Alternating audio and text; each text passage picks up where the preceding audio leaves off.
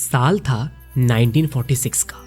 World war 2 खत्म हो चुका था और अमेरिका में हर तरफ सेलिब्रेशन का माहौल था। छोटे छोटे टाउन्स जैसे टेक्सरकाना, जो टेक्सास और आर्कांसस के बॉर्डर पर है, वापस एक नॉर्मल जिंदगी की तरफ लौट रही थी। लेकिन किसी ने भी नहीं सोचा था कि एक ऐसा खौफनाक सिलसिला इस टाउन को बहुत ही बुरी तरीके से हिला कर रख देगा। अब उस चीज का खौफ ना सिर्फ उस टाउन में ही बल्कि पूरे अमेरिका में फैल गया था और आने वाले कई सालों तक लोग उस इंसिडेंट को याद रखने वाले थे। तो चलिए मैं वाकिफ करवाता हूं आप लोगों को टेक्सरकाना मूनलाइट मर्डर्स की मिस्ट्री से। लेकिन आगे बढ़ने से पहले जो लोग मुझे नहीं जानते हैं, देखिए मेरा नाम है सेजल आर्यन सिंह और आप लोग देख रहे हैं द मिस्टीरियस 329। 25 साल के जिमी हॉलिस और उनकी 19 साल की girlfriend Mary Jean Larry movie देखकर घर जा रहे थे। लेकिन फिर उन दोनों ने डिसाइड किया कि वो थोड़ा सा वक्त एक साथ गुजारेंगे और फिर एक शांत भरी जगह उन्होंने अपनी गाड़ी पार्क की। रिचमंड रोड के पास एक लवर्स लेन पर अपनी गाड़ी को उन्होंने पार्क कर दिया। कुछ ही मिनट बाद एक आदमी फ्लैशलाइट के साथ उनकी कार के पास आया। उसने एक सफेद चादर अपने सर पर पहनी हुई थी जिसमें सिर्फ आंखें और मुंह के लिए होल्स थे। उसने पिस्टल दिखाकर दोनों को कार से बाहर आने को बोला। पहले जिमी को लगा कि कोई मजाक कर रहा है, लेकिन बाद में जब आदमी ने बोला I don't want to kill you fellow, so do as I say, तब उन्हें समझ आया कि ये एक सीरियस मैटर है। कार से बाहर आने के बाद आदमी ने जिमी को पैंट्स उतारने के लिए बोला और फिर बिना किसी वजह से उसके सिर पर गन की बट से ऐसा मारा कि मैरी को लगा जिमी को गोली लग गई है। मैरी ने जल्दी से जिमी का वॉलेट उठाकर अटैकर को दिखाया, लेकिन उसने इग्नोर कर दिया और मैरी को भी मार गिराया। फिर उसने उसे भागने को कहा। जब मैरी भाग रही थी तो उसने उसे दोबारा पकड़ लिया, उस पर चिल्लाया। अब मैरी कंफ्यूज हो गई कि अभी किलर नहीं तो उसको बोला भागने के लिए, लेकिन फिर उसे पकड़ लिया। बाद में किलर ने उसे फिर से मारा और फिर बाद में उसका बुरी तरीके से सेक्सुअल असॉल्ट किया। कुछ देर बाद एक गाड़ी की हेडलाइट देखकर अटैकर वहां से भाग गया। मैरी ने हिम्मत जुटाई और आधा मील दूर तक एक घर गई और वहां पे उसने मदद मांगी। दूसरी तरफ जिमी भी होश में आके रोड तक घिसक के आया और एक कार से हेल्प मांगने शुरू की। पुलिस ने दोनों को हॉस्पिटल पहुंचाया। जिमी का स्कल बुरे तरीके से फ्रैक्चर हो गया था। दोनों ने अटैकर का डिस्क्रिप्शन दिया। हाइट लगभग 6 फीट, फ्लैशलाइट और गन दोनों उस बंदे के पास थी, लेकिन एक कंफ्यूजन था। मैरी ने उसे अफ्रीकन अमेरिकन बताया जबकि जिमी ने उसे व्हाइट मैन बताया। मतलब मैरी के अनुसार वो कोई काला आदमी था और जिमी ने बोला कि वो कोई व्हाइट आदमी था। पुलिस को लगा कि ये दोनों झूठ बोल रहे हैं, शायद अटैकर इनका जान पहचान का ही हो सकता है। एक महीने बाद एक संडे मॉर्निंग एक ड्राइवर ने रिच रोड पर एक ओल्ड्समोबाइल देखी। गाड़ी में एक आदमी स्टीयरिंग व्हील पर झुका हुआ था। पहले लगा कि वो सो रहा है, लेकिन जाके देखा तो उसके सर से खून निकल रहा था। अब उसी गाड़ी की बैक सीट पर एक लड़की की बॉडी थी। पुलिस ने कंफर्म किया कि ये 29 साल के रिचर्ड ग्रिफिन और उनकी 17 साल की गर्लफ्रेंड पॉली एन मोरे हैं। रिचर्ड को 3 गोलियां लगी थी, सिर में, पॉली को 1 गोली, पीछे से हेडशॉट। खून गाड़ी के बाहर घास पर भी आ गया था, जिसका मतलब उन्हें पहले बाहर मारा गया फिर गाड़ी में रखा गया। बस एक ही क्लू मिला, .32 कैलिबर का एक शेल कैसिंग, और साइड से कोई भी तगड़ा एविडेंस पुलिस वालों को नहीं मिला। अब ये चीज क्लियर दिख रहा था कि जिमी और मैरी पर हुआ हमला कोई रैंडम क्राइम सीन नहीं था, बल्कि एक साइकोपैथ किलर टेक्सरकाना के शांत माहौल को तोड़ने की कोशिश कर रहा था। शायद वो तोड़ भी चुका था। अब ये जगह एक पॉपुलर नाइट क्लब के बहुत ही ज्यादा करीब थी। अब अजीब बात तो ये थी कि जब किलर ने इन दोनों को गोली मारी होगी तो उसकी आवाज आखिर किसी ने कैसे नहीं सुनी। और सबसे बड़ी प्रॉब्लम ये हुई कि पॉली की बॉडी को कोरोनर ने पोस्टमार्टम से पहले वॉश और एम्बलम कर दिया। इससे यह कंफर्म नहीं हो पाया कि उसके साथ सेक्सुअल असॉल्ट हुआ था या नहीं। दोनों सिर्फ 6 वीक से रिलेशनशिप में ही थे, मतलब उनका रिलेशनशिप महज 6 हफ्तों से ही पुराना था और एज डिफरेंस के बावजूद उनके रिश्ते से किसी को कोई दिक्कत नहीं थी। उन्हें लास्ट टाइम पॉली की बहन ने एक लोकल कैफे में डिनर करते हुए देखा था। पुलिस को अब डर लगने लगा था कि कोई और गनमैन रैंडमली कपल्स को टारगेट कर रहा है। FBI ने टेक्सास और आर्कांसस दोनों स्टेट में इन्वेस्टिगेशन स्टार्ट कर दी और फेमस टेक्सास रेंजर्स को भी बुला लिया। रेंजर मैनुअल लोन वोल्फ गोनाजलेस, जो अपने डेयरिंग स्टाइल और मीडिया फ्रेंडली एटीट्यूड के लिए बहुत ही ज्यादा मशहूर थे, वो इस टीम को लीड कर रहे थे। उन्होंने कॉन्फिडेंटली मीडिया से कहा, मैं जब तक यहां से नहीं जाऊंगा जब तक किलर अरेस्ट या मर नहीं जाता। लेकिन ग्राउंड रियलिटी कुछ और ही थी। जिमी और मैरी, जो पहले अटैक के सर्वाइवर थे, किलर के बारे में अलग अलग डिटेल्स दे रहे थे, इसलिए उन्हें अनरिलायबल विटनेसेस माना गया। पुलिस ने पब्लिक से हेल्प मांगी और $500 का रिवॉर्ड रखा, लेकिन इसका उल्टा ही असर हुआ। लोग कई फॉल्स लीड लेकर पुलिस वालों के पास आ गए, ताकि उनका मेन इंटेंशन ये था कि वो उस रिवॉर्ड यानी $500 को हथिया ले। अब इसकी वजह से बुरी तरीके से पुलिस वाले तो कंफ्यूज ही हो गए। अब सुबह के 6:30 बजे एक रोज एक कपल GH वीवर अपने बेटे के साथ नॉर्थ पार्क रोड पे ड्राइव कर रहे थे, जब उन्होंने रोड साइड पे एक लाश देखी। पुलिस को बुलाया गया और आइडेंटिफाई किया गया कि विक्टिम 17 साल के पॉल मार्टिन था। उसे 4 बार गोली मारी गई थी। पॉल लास्ट टाइम देखा गया था जब उसने अपनी फ्रेंड 15 साल की बेटी जो बोकर को एक डांस से पिक किया और जहां वो सैक्सोफोन बजाती थी। जब बेटी घर नहीं पहुंची तो सर्च पार्टी बनाई गई उसको ढूंढने के लिए। अब सुबह के 11:30 बजे बेटी की बॉडी एक पेड़ के पीछे मिली, 2 मील दूर जहां पॉल की बॉडी थी। उसे चेस्ट और हेड में गोली मारी गई थी। पॉल की फोर्ड कूप कार 3 मील दूर थी और गाड़ी की चाबी उसी में लगी हुई थी। बेटी के साथ सेक्सुअल असॉल्ट का भी डाउट था। अब ये वाले अटैक बिल्कुल पहले वाले अटैक जैसे ही थे। .32 कैलिबर पिस्टल का ही यूज हुआ था और दोनों लवर्स लेन से उठाए गए थे। लेकिन इस बार एक डिफरेंस था, विक्टिम्स गाड़ी से दूर ले जाकर फेंके गए थे। पुलिस का मानना था कि पॉल ने अटैकर से लड़ने की कोशिश की होगी ताकि बेटी को भागने का मौका मिल सके। पॉल की बॉडी पे स्ट्रगल के निशान भी थे और शायद इसी वजह से उसके कपड़े उतारे नहीं गए थे, अनलाइक पहले के मेल्स विक्टिम के साथ हुआ था। अब बेटी का सैक्सोफोन मिसिंग था, न गाड़ी में मिला न क्राइम सीन के आसपास।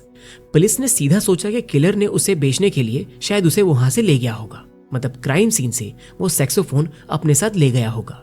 इस केस में एक और चीज मिली, पॉल की कार से कुछ लेटेंट फिंगरप्रिंट्स, बिना किसी सस्पेक्ट के कंपैरिजन के लिए वो भी बेकार ही थी। अब दोनों विक्टिम्स काफी पॉपुलर थे। पॉल तो टेक्सरकाना से ही था और वीकेंड पे पेरेंट्स से मिलने आया था। बेटी जो लोकल बैंड में सैक्सोफोन बजाती थी, उसके डेथ के बाद बैंड ने कभी कोई और शो नहीं किया। ये एक इमोशनल ट्रिब्यूट था बेटी के लिए। अब पूरे शहर में लोग बुरी तरीके से डर गए थे और ये चीज तो आम बात है। अब जहां पे रात के अंधेरे में कपल्स को इतनी बुरी तरीके से मारा जाएगा तो बाकी के लोग तो डरेंगे ही। अब 16 अप्रैल को टेक्सरकाना डेली न्यूज ने हेडलाइन पब्लिश की, phantom killer eludes officers as investigation of slayings pressed. और तब से किलर को टेक्सरकाना फैंटम बोला जाने लगा। शेरिफ विलियम प्रेस्ली ने बोला, ये किलर दुनिया का सबसे लकी इंसान है, ना कोई उसे देखता है ना सुनता है और ना ही कोई उसे पहचान पाता है। लोकल लोग ग्रुप्स बनाकर रात भर पेट्रोल करने लगे। पूरी रात लवर्स लेन पे अच्छी खासी नजर रखी जाती थी। पुलिस ने इवन स्टिंग ऑपरेशन किए, यंग लुकिंग ऑफिसर्स या उनके खुद के बच्चों को गाड़ियों में बिठाकर, लेकिन कुछ भी कर रहे थे, किलर पकड़ में नहीं आ रहा था। दूसरी तरफ गन्स और आर्मर के लोकल स्टोर्स में कमी होने लगी। रिवार्ड अमाउंट को बढ़ाकर 500 से 1500 तक कर दिया गया। लेकिन एक बार फिर से फॉल्स लीड का सिलसिला शुरू हो गया। अब फैंटम किलर अभी भी छुपा हुआ था और पूरा शहर उसके डर के साए में जी रहा था। यंग कपल्स ने तो बाहर जाना ही छोड़ दिया था। रोमांटिक डेट्स, लवर्स लेन्स सब कुछ बंद हो चुकी थी क्योंकि वहां पे एक हॉरर स्टोरी बन रही थी। अब एक हॉट फ्राइडे की शाम को लगभग 8 बजे 37 साल के फार्मर विजिल स्टार्क अपनी 36 साल की वाइफ कैटी के साथ अपने दिन की थकान उतार रहे थे। केटी ने उन्हें हीटिंग पैड दिया और खुद बेडरूम में नाइट गाउन पहनकर चली गई। विर्जिल अपने फेवरेट रेडियो शो के साथ रिलैक्स कर रहे थे। तभी केटी ने पिछले यार्ड से कुछ आवाज सुनी और तुरंत विर्जिल से कहा कि रेडियो का वॉल्यूम कम करें। कुछ देर बाद उन्होंने ड्राइंग रूम से शीशा टूटने की आवाज सुनी। जब वो देखने गई तो उन्होंने देखा कि विर्जिल खड़े थे, फिर अचानक कुर्सी पर गिर गए। उनके सिर के पीछे से खून बहने लगा। उन्हें गोली मारी गई थी। केटी तुरंत पुलिस को फोन करने गई, लेकिन तब तक एक शैडोई फिगर ने एक खिड़की से बाहर से उन पर 2 गोलियां चला दी। एक गोली चीक से घुसती हुई कान के पीछे निकली, दूसरी उनके जौ में लगी और उनकी जुबान के नीचे अटक गई। फिर भी केटी जिंदा रही। जब किलर ने सामने से दरवाजे में घुसने की कोशिश की, केटी ने अंधेपन और खून के बीच एक पिस्टल ढूंढने की कोशिश की, लेकिन वो बेचारी उसे ढूंढने के बाद भी उसे ढंग से चला नहीं पाई। किलर किचन के पीछे विंडो से घुसने लगा। तभी केटी ने बाहर भागने का फैसला किया। खून से लथपथ और नंगे पांव केटी ने 100 यार्ड दौड़कर एवी प्रेटर के घर वो पहुंच गई और उन्होंने कहा वर्जिल इज डेड, और वो वहां पे बेहोश हो गई। प्रेटर ने शॉटगन चलाकर पड़ोसी एल्मर टेलर को बुलाया, जिन्होंने केटी को अपने कार में डालकर हॉस्पिटल ले गए। केटी ने अपना बहुत सारा खून खो दिया था, फिर भी वो अभी भी होश में थी और हॉस्पिटल जाते वक्त अपने मुंह से एक सोना दांत निकालकर टेलर को इनाम में देना चाहा। पुलिस जब घर पहुंची तो देखा कि हीटिंग पैड की वजह से वर्जिल की कुर्सी में आग लग गई थी, लेकिन उसे बुझा दिया गया था। घर में हर जगह खून था, पर किलर वहां पे नहीं था। हाईवे 67 पर चेक पॉइंट्स लगाए गए। कुछ लोगों से पूछताछ भी हुई, पर कोई पकड़ा नहीं गया। दूसरी तरफ घर से 2 फ्लैशलाइट मिलते हैं, जो कि किसी और के थे।